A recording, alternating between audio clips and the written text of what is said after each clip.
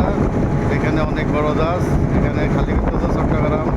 খুবই সুন্দর একটা ডিপুতে, খুবই সুন্দর একটা ভিডিও। আপনাদের ভালো লাগলে ইনশাল্লাহ শেয়ার দিবেন, কমেন্ট করবেন। খোদা হাফেজ।